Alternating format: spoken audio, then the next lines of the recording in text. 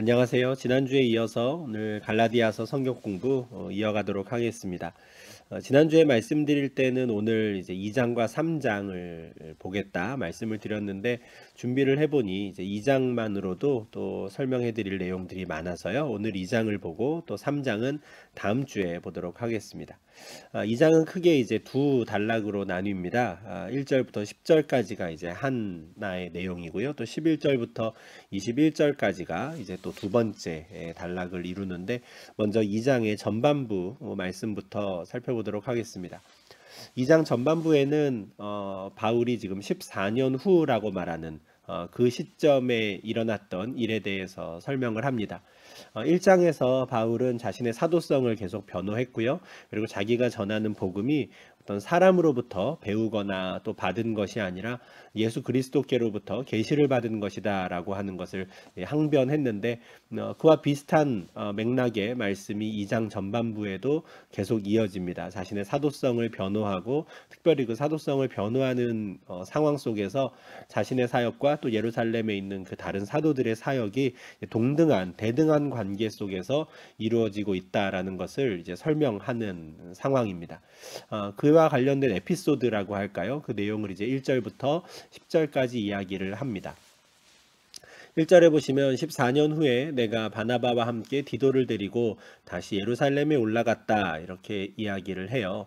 14년 후가 언제인가 이 부분에 대해서는 조금 잠시 후에 이제 말씀을 드리고요. 먼저 바울이 함께 예루살렘에 올라간 두 사람 바나바와 디도라는 사람에 대해서 한번 좀 보면 좋겠습니다. 바나바는 참 좋은 사람이죠. 착한 사람이었고 안디옥 교회의 이제 목회자로 사역을 했던 사람인데 바나바가 이제 사울과 처음으로 좀 뭐랄까요, 좀 더 적극적으로 관계를 맺을 수 있었던 건 사도행전 9장 27절의 상황 때문이었습니다.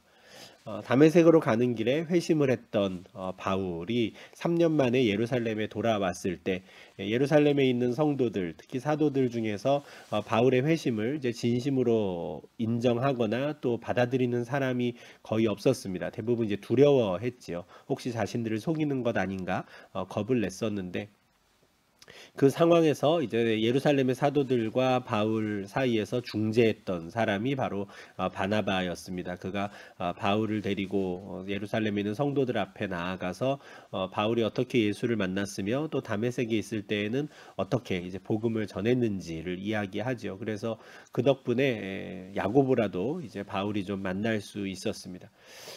그런데 그때 이제 예루살렘에서 머무는 기간 동안에 여전히 이제 바울은 예수가 그리스도이심을 열심히 증거했다라고 사도행전 9장에서 말씀하지요. 그래서 한 2주 정도, 한 15일 정도 예루살렘에 머무는 동안에 벌써 예루살렘에 있는 유대인들이 바울을 죽이려고 했고요. 그래서 바울을 이제 예루살렘에 있는 성도들이 그의 고향이죠. 길리기아 다소로 보냅니다. 그렇게 이제 사도행전 9장이 마무리가 되는데 그렇게 고향 땅 다소로 가 있던 바울, 그 당시에 이제 사울이라는 이름을 쓸 때였는데 그 사울을 이제 다시 불러내어서 사역의 기회를 주었던 것, 그것도 역시 바나바였습니다. 사도행전 11장에서 안디옥에 이제 교회가 세워졌다라는 소식을 들은 예루살렘의 사도들이 바나바를 그곳에 보내지요. 바나바는 착한 사람이었고 성령과 은혜가 충만한 사람이었는데 그가 가가지고 이제 안디옥 교회에 임한 하나님의 은혜를 보고 함께 기뻐하고 영광을 돌리고 또 그곳에서 이제 말씀으로 성도들을 가르치는 일을 이제 하기 시작했는데 처음에 이제 혼자 하다가 좀 점점 사람이 늘어나서 그런지 다소에 있는 사울을 찾으러 직접 가지요. 그래서 사울에게 함께 사역할 것을 청하고 그를 안디옥 교회로 데리고 옵니다. 그래서 두 사람이 함께 1년 동안 열심히 안디옥 교회에서 가르쳤더니 이때 처음으로 이제 그리스도인이라고 불리우는 일들이 벌어지는 것이죠. 그래서 이처럼 바나바는 사울에 대해서는 굉장히 적극적으로 그를 변호하기도 했고 사역의 기회도 제공해 주었던 또 사울 입장에서는 좀 은인 같은 그런 사람이 바로 바나바였습니다. 또 디도라고 하면은 디도는 이제 헬라인인데요. 아마 안디옥에 있던 사람이었고 그가 이제 바나바와 바울의 사역을 통해서 예수를 알게 되고 예수를 믿게 된 사람 같습니다. 그런데 이후에 이제 바울과 함께 전도 여행에도 함께 동참했던 것으로 보이는데 고린도후서 8장 23절에서 바울은 디도를 이렇게 표현합니다. 그는 나의 동료고 나의 동역자고 여러 교회의 사자들이요 그리스도의 영광이다. 이게 모든 형제들에 대해서 이렇게 지금 표현을 하는데 디도에 대해서 자신의 동료라고 동역자라고 표현을 하죠. 그에게 보낸 편지가 또 있습니다. 디도서라는 편지가 이제 디도에게 보낸 편지인데 그 디도에게 보낸 편지에서 바울은 나의 참 아들이라고 그를 부르지요. 그래서 굉장히 그를 사랑하고 했던 사람이 바로 디도입니다. 자신의 은인 같은 바나바 그리고 아들같이 여기는 디도 이 두 사람과 함께 예루살렘을 방문했을 때의 일에 대해서 이제 갈라디아서 2장 전반부에서 이야기를 하는데 말씀드린 대로 1절에서 바울이 지금 14년 후에 내가 이 두 사람과 함께 예루살렘에 갔다라고 말하거든요. 그러면 이 14년 후가 언제인가 우리가 한번 좀 생각해 볼 필요가 있습니다. 우리가 지금 갖고 있는 자료는 사실 사도행전밖에 없고요. 사도행전에 기록된 바울의 예루살렘 방문에 관한 내용을 보면 바울은 총 5번 예루살렘을 방문합니다. 회심 이후에 다메섹으로 가는 길에 회심한 이후에 그는 5번 예루살렘을 방문한 것으로 사도행전에 기록되어 있는데 9장, 11장, 15장, 18장, 21장인 거죠. 우리가 지난주에 보았던 그 1장 후반부에서 내가 3년 만에 예루살렘에 방문했다라고 했던 상황이 이제 9장 26절부터 30절까지 상황입니다. 그래서 14년 후는 이제 두 번째부터 5번째 중에 이제 하나인데 저는 이 두 번째 상황이 이 14년 후의 상황으로 생각을 합니다. 그렇게 치면 이제 이 14년 후라고 하는 건 1장 후반부에 처음으로 예루살렘을 방문했을 때 그때를 기점으로 14년 후는 아니고요. 바울이 다메섹으로 가는 길에 부활하신 예수님을 만났던 그때를 기점으로 14년 후인 것이죠. 그래서 1장 후반부에서 내가 3년 후에 또 2장 1절에서 14년 후에라고 말하는 이 시기들은 바울 입장에서 자기가 예수님을 만난 그때를 기점으로 지금 계속 이야기를 하는 겁니다. 아마 그때부터 자신의 인생이 완전히 달라졌기 때문에 그때부터 자신의 삶의 여정을 3년 후, 14년 후로 이야기하는 것 같아요. 그래서 바울의 첫 번째 방문을 기준으로 생각을 하면 한 11년 만에 다시 이제 예루살렘을 방문하는 것이죠. 그러면 사도행전 11장 27절부터 30절까지에서의 내용을 보면 바울이 왜 예루살렘을 방문했는가 하면요. 안디옥 교회에서 바나바와 함께 이제 사역을 하던 그 바울이 안디옥 교회가 예루살렘 교회를 돕기 위해 마련한 구제 헌금을 전달하기 위해서 예루살렘을 방문합니다. 이 내용이 이제 11장 30절에 있거든요. 이때가 바로 이제 14년 만에 내가 다시 예루살렘을 갔다라고 말하는 갈라디아서 2장 1절의 상황으로 보는 것이죠. 이렇게 세 번째보다는 이제 두 번째 방문을 14년 후의 방문으로 보는 것이 좋겠다 하는 것은 사실 이 2장 2절과도 연관이 있습니다. 갈라디아서 2장 2절에 바울은 자신 예루살렘에 간 것을 계시를 따라서 올라갔다 이렇게 이야기를 하거든요. 이 말씀은 사도행전 11장 27절부터 28절까지에서 그가 두 번째로 예루살렘에 올라갔을 때 왜 가게 되었는지를 설명하는 그 맥락과도 잘 맞습니다. 앞서 말씀드린 대로 그는 지금 두 번째 방문은 안디옥 교회가 예루살렘 성도들을 위해 마련한 구제헌금을 전달하기 위해서 방문을 했거든요. 그러면 그 구제헌금을 마련되기 전에 어떤 상황이 있었는가? 이게 사도행전 11장 21절 28절에 있습니다. 안디옥 교회가 이제 바나바와 사울의 그 지도 아래 잘 자라고 있을 때 어느 날 예루살렘에서부터 선지자들이 온 것이죠. 예루살렘에 있는 이제 유대 그리스도인들이 온 겁니다. 그런데 그렇게 왔던 선지자들 중에 아가보라는 사람이 있었는데 그 사람이 천하에 큰 흉년이 들리라라는 예언을 해요. 그런데 이 예언이 성령으로부터 말미암은 것이다라는 성령으로 말하되라는 표현이 이제 사도행전에 있는 것이죠.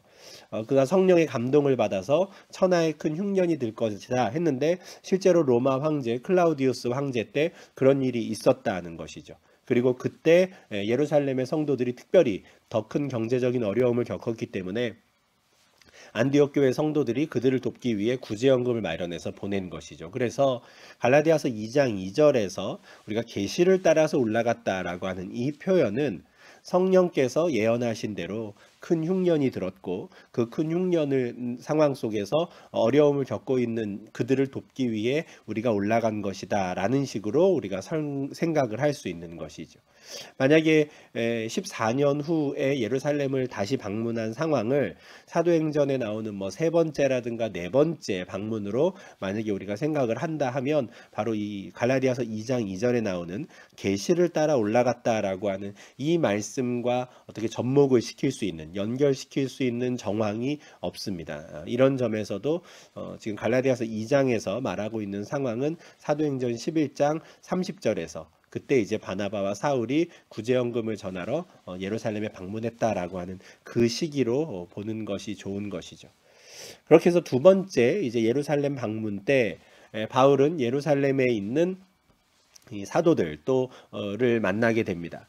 갈라디아서 2장 2절 말씀인데요. 계시를 따라 올라가 내가 이방 가운데서 전파하는 복음을 그들에게 제시하되 유력한 자들에게 사사로이 한 것은 내가 다름질하는 것이나 다름질한 것이 헛되지 않게 하려 함이라.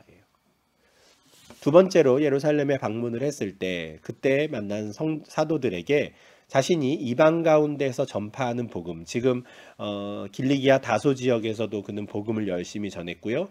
또 수리아 지역에서도 특별히 안디옥 교회에서 바나바와 함께 열심히 복음을 전했죠. 그렇게 열심히 이방 가운데에서 복음을 전했는데 자신이 전한 복음이 무엇인지 그 사도들에게 제시했다 이렇게 말해요.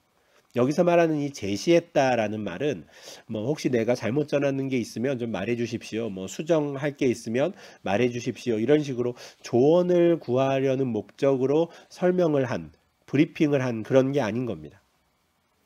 이거는 그냥 나는 이렇게 사역합니다라고 그냥 말하는 것일 뿐인 거죠. 어떤 확신을 가지고 자신의 의견을 제시하듯이 나는 이런 복음을 전했습니다라는 거를 지금 이야기하는 거예요. 그 의미가 이제 제시하되라는 단어의 의미인데 바울은 지금 1장에서부터 해오던 것을 계속 이어가고 있습니다. 1장에서부터도 나는 어떤 사람으로부터 복음을 받지 않았다. 이런 이야기를 계속 강조하고 있었잖아요.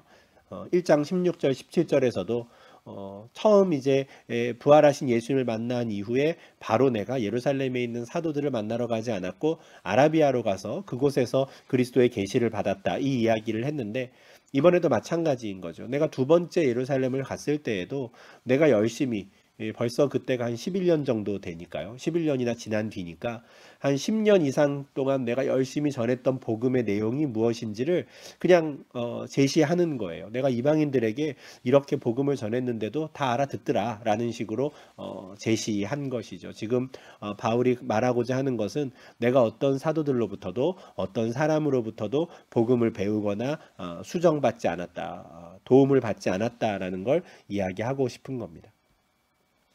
뿐만 아니라 2절에서 그는 그 예루살렘의 유력한 자들, 그 사도들인데요. 그들에게 내가 사사로이 했다라고 표현을 해요. 이 한글 성경에 지금 사사로이 했다라고 하니까 조금 이게 어떤 의미일까 이제 싶은데 개인적인 만남을 가졌다 이런 뜻으로 이해하시면 좋을 것 같습니다. 내가 유력한 자들을 개인적으로 만나서 그들에게 내가 이방 가운데 전파하는 복음을 제시했다 하는 거예요. 근데 요 맥락도 좀 오해의 소지가 있죠. 그가 왜 공개적인 자리에서 많은 성도들이 있는 자리에서 그렇게 하지 그 사도들을 만나지 않고 왜 개인적인 자리에서 만났을까? 오히려 이것은 지금 그 유력한 자들 예루살렘의 사도들을 배려하는 차원에서 내가 그렇게 해주었어라는 뉘앙스로 하는 말입니다. 왜냐하면 이어지는 말씀에 내가 다름질하는 것이나 다름질한 것이 헛되지 않게 하려 함이라 이렇게 말하잖아요. 그가 열심히 다름질해온 것은 이방 가운데 열심히 복음을 전한 일이었습니다. 그가 전하는 복음에는 할례를 받지 않아도 된다라고 하는 내용이 있었어요. 이방인들은 더 이상 할례 받지 않아도 된다. 오직 예수 그리스도의 믿음으로 우리가 의롭게 된다. 이 복음을 전했거든요. 그런데 만약에 모든 예루살렘 성도들이 있는 자리에서 공개적인 자리에서 자신이 전한 복음을 제시한다면 그 가운데 있는 예루살렘 성도들 중에는 그 자신이 전한 복음에 문제를 제기한다거나 또는 그건 아니라고 말하는 사람들이 있을 걸 알았다는 거죠. 왜 예루살렘의 성도들은 또 한마음이 되어서 같은 복음의 진리를 공유하지 못했을까? 물론 그들도 모두 예수를 믿는 자들이었다라고 하지만 그들 가운데에는 아직 여전히 유대인으로서의 어떤 생각이라든가 또는 유대인으로서의 관습을 버리지 못한 사람들이 있었습니다. 아직은 시간이 좀 부족했던 것 아닌가 싶기도 해요. 이미 한 10년 이상의 시간이 지났지만 예루살렘 교회에는 여러 다양한 생각을 갖고 있는 사람들이 여전히 존재했던 것으로 보이고, 그런 상황 속에서 만약에 바울이 공개적인 자리에서 자신이 이방 가운데 전하는 복음을 아무런 가감 없이 그들에게 제시할 때 사실 가장 난처해지는 건 예루살렘에 있는 사도들인 것이죠. 그 사도들이 과연 그 자리에서 바울이 전하는 복음이 맞다고, 할례 받을 필요 없다고 라고 아무런 고민 없이 거리낌 없이 동의할 수 있을까? 그들이 목회해야 되는 사람들은 예루살렘에 있는 그 유대 그리스도인들인데 아직은 그들이 복음의 진리를 완전히 이해하지 못한 사람들도 그들 가운데 있는데 그렇게 단칼에 바울이 전한 복음이 옳다고 말할 수 있을까? 아마 쉽지 않았을 겁니다. 복음의 진리가 잘못되었기 때문이라든가 바울이 전하는 복음이 틀린 것이어서가 아니라 그 당시 예루살렘 교회가 아직 그렇게 성숙하지 않았던 것이죠. 그러니 바울이 그 유력한 자들을 개인적인 자리에서 만나서 자신이 전하는 복음을 그들에게 제시한 것은 오히려 예루살렘에 있는 사도들을 배려한 행동이었습니다. 그러니 지금 바울이 이렇게 당당하게 이야기하는 거죠. 만약에 자신이 전한 복음에 뭔가 문제가 있거나 자신이 없어서 내가 개인적인 자리에서 만났어 라고 한다면 굳이 내가 사사로이 했다라고 하는 이런 식의 말은 할 필요가 없는 것이죠. 오히려 내가 예루살렘에 있는 사도들을 배려했다.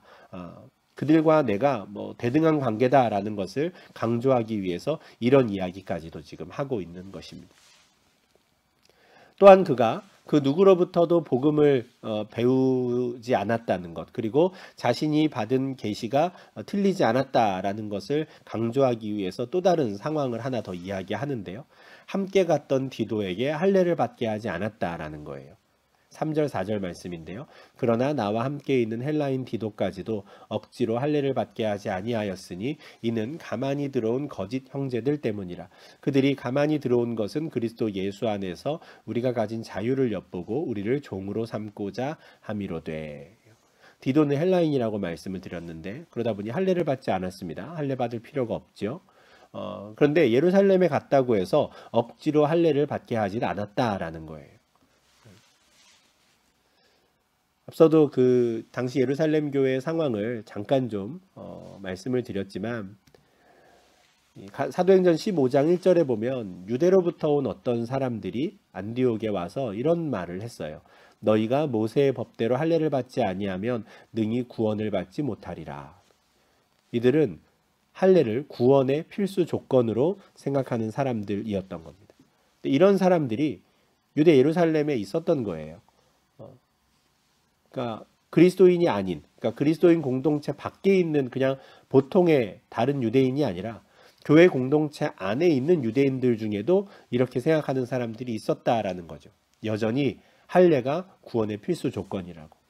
그러니까 이방인들을 찾아와서 이렇게 말하는 거예요. 이 사람들 우리가 유대주의자라고 보통 이야기를 하는데 사실 갈라디아서뿐만 아니라 바울의 여러 서신들에서 바울은 이 유대주의자들을 반박하고 그들과 싸우는 듯한 논조의 말을 굉장히 많이 합니다. 이들이 바울이 두루 다니며 복음을 전했던 그 모든 지역에 계속 따라오면서 바울의 사도성을 깎아내리고 바울이 전하는 복음은 부족하다고 그는 제대로 된 복음을 전하지 않고 있다고 계속 비방했거든요. 이 사람들이 있는 그 예루살렘에 디도를 데리고 가면서 바울은 그에게 억지로 할례를 받게 하지 않았다 말하는 거예요. 왜냐하면 바울은 솔직히 말하면 그들을 진짜 형제라고, 다시 말해서 진짜 그리스도인이라고 생각하지 않았기 때문에 그래요. 그러니까 그들의 말을 신경 쓰지 않은 겁니다. 바울은 그들을 이렇게 표현해요. 가만히 들어온 거짓 형제들. 형제인 척하지만 아니라는 거죠. 그래서 거짓 형제인 겁니다. 그럼 그들이 왜 가만히 그리스도인 공동체 안에 들어왔는가? 그들은 자신들이 갖게 된 그 자유를 엿보고 그들을 다시 종으로 삼고자, 얽매이고자 하는 것이죠. 그들은 할례에 매여 있던 자들이고요, 율법에 매여 있던 자들이거든요. 근데 예수 그리스도로 말미암아 그 모든 것들로부터 이제 자유케 된 이들을 시기 질투해서인지 그들의 자유를 엿보고 다시 그들을 종으로 삼고자, 그들을 다시 할례와 율법으로 얽매이고자 하는 자들인 것이죠. 그리스도께서 주신 자유를 무의미한 것으로 만들어버리는 자들이기 때문에 그들은 진짜 참 형제가 아니라는 것이죠. 거짓 형제라는 겁니다. 지난주에도 이 말씀을 드렸었지요. 우리가 의롭게 되기 위해서, 하나님의 나라에 들어가기 위해서 믿음 이외에 다른 플러스 알파가 필요하다고 말하는 사람들, 그 사람들이 모두 거짓 형제들입니다. 형제인 척 하지만 아니라는 거예요. 가짜라는 겁니다. 오직 예수 그리스도에 대한 믿음만이 우리를 의롭게 할 수 있고, 그 믿음으로 말미암아 우리가 하나님 나라 백성이 되는 것이지, 하나님 나라 백성이 되기 위해서 할례를 받아야 된다, 율법을 지켜야 한다, 또 오늘날로 치면 헌금을 많이 해야 된다, 이걸 이렇게 해야 된다, 저걸 저렇게 해야 된다, 교회에서 봉사를 많이 해야 된다, 그래야 우리가 의롭게 될 수 있다. 다 거짓 형제들인 겁니다. 믿음에다가 다른 무엇인가를 얹어서 구원의 필수 조건이 따로 더 있는 것처럼 그렇게 말하는 자들, 그들 모두 거짓 형제들이고요. 그들의 말에 신경 쓸 필요가 없는 것이죠. 그래서 바울은 디도를 데리고 갔으나 굳이 억지로 그에게 할례를 받게 하지 않은 겁니다. 오히려 그 디도를 통해서 우리 이방인들도 믿음으로 의롭게 되었다라는 걸 그들에게 더 확실하게 보여주고 싶었던 것이죠. 바울은 조금도 틈을 주고 싶지 않았습니다. 2장 5절이죠. 그들은 거짓 형제들인데요. 그들에게 우리가 한시도 복종하지 아니하였으니 이는 복음의 진리가 항상 너희 가운데 있게 하려 함이라. 바울의 관심은 복음의 진리입니다. 이 복음의 진리가 사람을 기쁘게 하기 위해서 또는 이런저런 상황으로 인해서 훼손되거나 각색되는 것을 굉장히 싫어하고 그런 자들에 대해서 저주를 선포했죠. 1장 8절에서 우리가 본 말씀이죠. 우리나 혹은 하늘로부터 온 천사라도 우리가 너희에게 전한 복음 외에 다른 복음을 전하면 저주를 받을지어다 했단 말이죠. 자신이 처음 갈라디아 지역에 가서 전했던 그 복음, 그것이 복음의 진리이고요. 그 복음의 진리가 항상 갈라디아 성도들 가운데 있기를 바라는 것, 그것이 지금 바울의 진심입니다. 그러다 보니까 3년 후에 있었던 일, 그 회심 이후에, 또 회심 이후에 14년 후에 있었던 일, 자신과 예루살렘의 사도들 사이에 있었던 일, 또 예루살렘에서 있었던 일, 이런 에피소드들을 계속 이야기하면서 자신이 그들에게 전했던, 갈라디아 성도들에게 전했던 복음이 아무 문제가 없고 그것이 오히려 참된 진리라는 것을 확인시켜주고자 하는 것입니다. 할례 받아야 된다고 미혹하는 그 거짓 형제들에게 휘둘리지 말라고 지금 이야기하는 것이죠. 2장 6절과 7절에서 바울은 이런 말을 합니다. 유력하다는 이들 중에 본래 어떤 이들이든지 내게 상관이 없으며 하나님은 사람을 외모로 취하지 아니하시나니 저 유력한 이들은 내게 의무를 더하여 준 것이 없고 도리어 그들은 내가 무할례자에게 복음 전함을 맡은 것이 베드로가 할례자에게 맡은 것과 같은 것을 보았다 하는 거예요. 여기 유력하다는 이들이라는 표현이 나오는데 예루살렘에 있는 사도들을 의미하는 겁니다. 근데 바울은 지금 2장에서 일부러 그 예루살렘의 사도들을 사도라고 부르지를 않아요. 유력하다는 이들 이렇게 말하고, 나중에 또 나오지만 기둥같이 여기는 이죠. 누군가가 그들을 유력하다고 말하고 누군가가 그들을 기둥같이 여긴다라는 뉘앙스인데, 여기서 말하는 그 누군가가 바로 유대주의자들입니다. 할례를 좋아하고 율법을 좋아하는 그 사람들.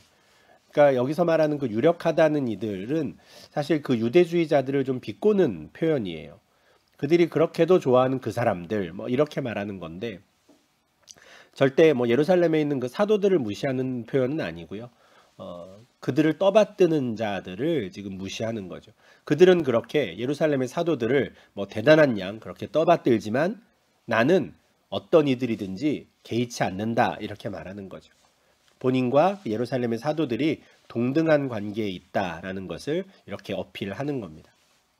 그리고 그렇게 두 번째 예루살렘을 방문한 그 자리에서 개인적인 자리에서 사사로이 그들에게 만나서 대화를 나누었을 때에도 그 유력하다 하는 이들이 나에게 어떤 의무도 더해준 게 없다 이렇게 이야기를 하죠. 1장 11절과 12절에서 내가 너희에게 전한 복음이 사람의 뜻을 따라 된 것이 아니고 사람에게서 받은 것도 아니고 누구에게 배운 것도 아니다. 오직 예수 그리스도의 계시로 말미암은 거다. 이야기를 했는데 이런 맥락에서의 설명인 겁니다. 내가 두 번째로 다시 한번 예루살렘의 사도들을 만났을 때 내 복음을 그들이 다 들었고 그때 그들이 그 어떤 것도 뭐 덧붙이거나 뺀 게 없다라는 거죠. 내가 그동안 11년 정도 계속해서 전했던 그 복음이 아무 문제 없다라는 것을 우리가 서로 간에 다 확인했다라는 거예요. 다만 역할이 다르구나라는 거는 우리가 확인을 했다는 거죠. 인정을 했다는 거죠. 그들은 예루살렘의 사도들이죠. 그들이 볼 때 자기는 바울이나 바나바는 무할례자, 이방인들에게 복음을 전하라고 하나님께서 우리 주님께서 그렇게 역할을 맡기셨구나라는 것을 확인했고 또 베드로로 대표되는 그 예루살렘의 사도들은 할례자들, 유대인들에게 그렇게 복음을 전하라고 역할을 맡기셨구나라는 것, 우리가 각각 다른 역할을 맡아서 일하고 있구나라는 것을 확인했다라는 거죠. 복음의 내용이 어떤 문제가 있는 것이 아니라 베드로는 베드로대로 바울은 바울대로 복음을 전하라고 맡기신 대상이 서로 다르다라는 건 확인했다는 거예요. 물론 이것이 칼로 이렇게 탁 이렇게 자르듯이 바울은 절대 유대인에게 복음을 전하면 안 되고 베드로는 절대 이방인에게 복음을 전하면 안 되고 이런 게 아닙니다. 사도행전에도 보면 8장 38절에서 예루살렘 교회의 집사님이었던 빌립은 에디오피아 내시에게 복음을 전하고 세례를 베풀거든요. 이방인에게 복음을 전하는 것이죠. 사도행전 10장에서도 베드로가 고넬료라고 하는 로마의 백부장, 로마인에게 복음을 전하고 그와 함께 있는 온 집에 있는 친지들이나 친구들에게 또 세례를 베풀죠. 이처럼 예루살렘에 있는 사도들이나 성도들도 이방인들에게 복음을 전하기는 했습니다. 또한 바울도 가는 그 곳곳마다 유대인의 회당에 들어가서 유대인들 앞에서 복음을 선포하지요. 그러니까 물론 그렇게 딱 엄격하게 구분된 건 아니지만 큰 맥락에서 베드로는 할례자에게 또 바울은 무할례자에게 이방인에게 복음을 전하는 일을 맡았구나라는 건 확인을 했다라는 거예요. 그래서 갈라디아서 2장 8절에서 바울은 이렇게 요약을 합니다. 베드로에게 역사하사 그를 할례자의 사도로 삼으시니가. 누가 그를 할례자의 사도로 삼으셨겠습니까? 하나님이시고 예수 그리스도이시죠. 그 같은 분이 나에게 역사하셔서 나를 이방인의 사도로 삼으셨느니라 해요. 여기서 처음으로 바울은 베드로를 사도라고 부르는데 베드로를 사도라고 부르면서 나도 사도다라는 것을 같이 이야기하는 것이죠. 베드로와 자신이 동등한 위치에 있음을, 대등한 관계임을 계속 설명하는 겁니다. 그리고 1장 1절에서 자신이 사도된 것은 오직 예수 그리스도로 말미암아 된 것이고 하나님 아버지께로부터 말미암아 된 것이다 라는 것을 여기서 다시 한번 이야기하는 겁니다. 예루살렘에 있는 유대주의자들은 야고보, 게바, 요한, 게바는 베드로죠. 이런 사람들을 기둥같이 여겨요. 굉장히 떠받든다라는 거죠. 그런데 그들이 자신과 바나바를 대등한 관계로 인정한다는 거예요. 친교의 악수를 했다라는 것이죠. 그리고 우리는 이방인에게로 그들은 할례자에게로 가기로 했다 합니다. 나와 바나바에게 친교의 악수를 했다. 그리고 우리, 그들 이렇게 돼 있는 것은 안디옥 교회와 예루살렘 교회가 형제 교회임을, 주 안에서 하나된 교회임을 확인했다라는 말입니다. 바울과 바나바는 안디옥 교회의 목회자였고요. 또 그들은 예루살렘 교회 목회자들이었는데 두 교회 목회자들이 만나 친교의 악수를 했다라는 건 두 교회도 또 대등한 관계라는 거죠. 예루살렘 교회가 위에 있고 안디옥 교회가 밑에 있는 게 아니라는 거예요. 똑같이 대등한 관계에 있으며 다만 역할이 다른 것이죠. 역할은 다를 수밖에 없습니다. 왜냐하면 교회가 세워진 지역이 다르니까요. 예루살렘에 세워져 있는 예루살렘 교회는 할례자들에게 복음을 전하는 역할을 맡은 것이고요. 안디옥, 이방 땅에 세워진 그 교회는 이방인들에게 복음을 전하는 역할을 맡은 것이죠. 우리 교회는 이런 상황을 잘 이해할 수 있습니다. 저희가 네덜란드 교회, 익투스 교회의 건물을 빌려서 쓰잖아요. 그러나 그 익투스 교회에서 저희에게 네덜란드인들, 대한 전도 또는 그들에게 복음을 전하기를 기대하지 않습니다. 역할이 다른 것이죠. 우리는 네덜란드에 있는 한인들에게 주로 이제 복음을 전하고, 또 네덜란드에 있는 네덜란드 교회는 당연히 그들에게 복음을 전하는 겁니다. 물론 우리도 외국인에게 복음을 전할 수 있고, 또 외국인 분들도 우리 교회에 와서 함께 예배 드리실 수 있고, 또 그런 분들도 계시지만 주된 방향성이 그러하다라는 거죠. 똑같은 일이 그때 이미 있었다라는 겁니다. 안디옥 교회와 예루살렘 교회가 만나서 서로 친교의 약수를 하며, 어느 한 교회가 다른 한 교회보다 위에 있거나 아래에 있는 것이 아니라 대등한 관계에서 각자 맡은 다른 역할을 잘 수행하기로 서로 다짐했다라는 거예요. 이게 이제 바울이 설명하는 내용인데, 사실 갈라디아 교인들 입장에서, 그리고 우리가 이 편지를 보는 우리 입장에서 뭐 한편으로 굳이 트집을 잡자면, 근데 바울만 이렇게 생각한 것 아닌가? 뭐 이렇게 생각할 수도 있습니다. 정말 예루살렘에 있는 사도들도 바울에 대해서, 또 안디옥 교회에 대해서 그렇게 생각을 했을까? 뭐 트집 아닌 트집을 또 잡을 수 있는 것인데, 참 다행인 것은 베드로가 쓴 편지에 그가 바울을 어떻게 생각하고 어떻게 그를 대하고 있는가가 잘 나오는 구절이 있습니다. 베드로후서 3장 15절 16절인데요. 또 우리 주의 오래 참으심이 구원이 될 줄로 여기라. 우리가 사랑하는 형제 바울도 그 받은 지혜대로 너희에게 이같이 썼고, 또 그 모든 편지에도 이런 일에 관하여 말하였으되, 그 중에 알기 어려운 것이 덜어 있으니 무식한 자들과 굳세지 못한 자들이 다른 성경과 같이 그것도 억지로 풀다가 스스로 멸망에 이르느니라 라는 말씀이에요. 베드로후서에서 베드로는 세상의 마지막 날에 대해서 이렇게 쭉 설명을 합니다. 근데 왜 지금 당장 주님이 오셔서 이 세상을 심판하지 않으시는가? 지금 계속 오래 참고 계신다라는 거죠. 한 사람이라도 더 구원에 이를 때까지 참고 계시는 거지, 주의 말씀이 뭐 이루어지지 않는다라든지 다시 오시겠다라고 하신 그 약속을 주님이 잊으셨다든지 하는 게 아니라는 거예요. 오히려 오래 참고 계시는, 이 세상의 마지막 날을 계속 늦추고 계시는 건 하나님의 사랑이다라고 이야기를 하는데, 이런 비슷한 내용을 우리가 사랑하는 형제 바울도 편지에 썼다라는 거예요. 여기 보시면 바울을 우리가 사랑하는 형제 이렇게 이야기하죠. 베드로도 역시 바울을 자신과 대등한 관계로 주 안에서 한 형제된 자로 여기고 있었습니다. 더 놀라운 것은 지금 바울이 쓴 편지에 대한 베드로의 평가예요.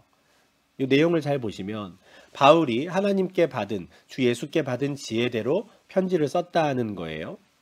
그리고 그 편지에 이 마지막 날에 대한 내용이 있다는 거죠. 그런데 그 내용 중에 알기 어려운 게 덜어 있다는 거예요. 이게 무슨 말이지 싶은. 그런데 그 알기 어려운 걸 무식한 자들이나 굳세지 못한 자들이 억지로 풀다가 멸망에 이르렀다는 거예요. 안타까운 일이기는 하나 바울의 편지를 억지로 풀다가 멸망에 이른 자들이 있다는 것이죠. 그런데 그것을 억지로 풀다가 앞에 어떤 수식어가 있습니까? 다른 성경과 같이죠. 이 말은 뭐냐면 베드로가 바울이 그 받은 지혜대로 쓴 편지를 다른 성경과 같은 권위로 보았다는 거예요. 베드로가 편지를 보내고 바울이 편지를 보냈던 이 초대교회 당시에는 우리가 갖고 있는 것 같은 27권의 신약 성경이 딱 정립되지 않은 때입니다. 신약 성경에 나오는 성경이라는 표현은 사실 구약 성경을 가리켜요. 다시 말하면 바울이 지금 구약 성경과, 그러니까 모세의 글과 구약의 선지자의 글과 바울의 편지를 같은 권위의 책으로, 같은 권위를 가진 편지로 생각했다라는 것이죠. 무슨 말입니까? 바울이 주 예수께 계시를 받은, 주 예수께 가르침을 받은 사도임을 확인하는 것이죠. 바울만 베드로와 또 예루살렘의 사도들과 자신이 대등한 관계에 있다고 생각한 게 아니라 베드로도 바울을 그렇게 생각했고요. 바울이 쓴 편지를 하나님의 말씀으로 그도 받아들이고 여기고 있었다라는 것이죠. 그러니 예루살렘에서 왔다고 하는, 또 유대로부터 늘 온다고 하는 그 유대주의자들, 할례를 받아야 한다, 뭐 율법을 지켜야 한다, 바울은 사도가 아니다라고 말했던 그 사람들의 말이 다 거짓임을 이렇게 두 사람의 글을 통해서 확인이 되는 것입니다. 두 번째 예루살렘을 방문해서 예루살렘의 사도들을 만난 그 자리에서 복음에 대해서는 그 어떤 것도 더하거나 뺀 게 없는데, 한 가지 부탁받은 게 있다고 10절에서 말합니다. 뭐냐면 가난한 자들을 기억해 달라라고 부탁을 받았다는 건데, 심지어 이것도 바울이 전혀 모르고 있다가 새삼스레 알게 된 게 아니라 원래부터 내가 힘써 행하고 있었던 것이다, 이렇게 말해요. 참 한편으로는 좀 불쌍합니다. 이렇게까지 계속해서 내가 예루살렘의 사도들과 대등한 관계다라는 것을 어필해야 할까라는 생각이 들 정도로 그는 정말 하나부터 열까지 그 유대주의자들이 그렇게 떠받드는 그 예루살렘의 사도들과 자신이 똑같다라는 걸 계속 이야기해요. 얼마나 불쌍한지 모릅니다. 정말 돌에 맞아 죽을 각오를 하며 복음을 전했던 그곳에서 들린 소식이 자기의 사도성을 깎아내리고 복음을 인정하지 않는 그 소식을 듣게 되니 구구절절히 내가 어떤 사람인지를 계속 설명을 해야 되는, 이게 지금 바울의 상황이었던 거거든요. 참 불쌍한 사람인데, 가난한 자들을 돌보는 거 내가 원래 힘써 행하던 거야, 이렇게 말하는 것도 또 사실이죠. 우리 두 번째, 바울이 바나바와 함께 예루살렘을 방문했던 목적이 뭡니까? 안디옥 교회가 마련했던 구제 헌금을 전달하기 위해서였잖아요. 그러니까 이 갈라디아서 2장 10절에서 가난한 자들을 기억하도록 부탁받았다라는 건 앞으로도 이런 일이 벌어지면 계속 좀 도움을 달라라고 오히려 요청을 받았다라는 거예요. 본래부터 힘써 행하던 것 맞지요. 지금 방문한 것도 역시 그들에게 구제연금을 전달하러 온 것이니까요. 그리고 이후에 이제 두 번째, 세 번째 전도 여행에도 바울은 계속해서 다니는 곳곳마다 예루살렘 성도들을 돕기 위한 구제연금을 계속 모읍니다. 계속 모아서 예루살렘에 갖다 주고 또 보내기도 하고 이런 일들을 하거든요. 그래서 가난한 자를 계속 기억하여 돌보는 일은 나도 원래 했지만 앞으로도 계속 신경을 써달라라는 정도의 부탁을 받았을 뿐이지, 이 예루살렘의 사도들을 만났을 때 우리의 사역이라든가 우리의 복음을 전하는 그 모든 일에 있어서 그 어떤 의무도 우리에게 더해준 것도 없고, 내가 전했던 복음에 어떤 문제가 있다고 지적을 받은 것도 없고, 우리는 대등한 관계였다라는 것을 2장 전반부에서 바울이 계속 어필합니다. 우리 1장에서부터 지금까지 계속 같은 이야기를 하고 있죠. 내가 받은 복음은 사람에게서 배운 게 아니다. 내가 사도가 된 건 사람으로부터 말미암은 게 아니다. 지금 이야기를 하고 있는데, 결국에는 자신이 전했던 그 복음의 진리만이 그들 가운데 있기를 바라는 마음에서 그는 계속 자기 자신에 대한 이야기를 합니다. 이제 우리가 2장 후반부 내용을 볼 텐데, 2장 후반부에서도 시작은 그래요. 시작은 자신이 예루살렘의 사도와 대등한 관계라는 걸 보여주는 또 다른 에피소드로 이제 시작을 하는데, 이제 그 두 번째 2장 후반부 내용부터는 그것을 시작으로 이제 그가 전했던 그 복음이 무엇인지를 다시 한번 갈라디아 교인들에게 들려주는 일을 이제 합니다. 우리가 그 내용을 이제 계속 이어서 보도록 하겠습니다.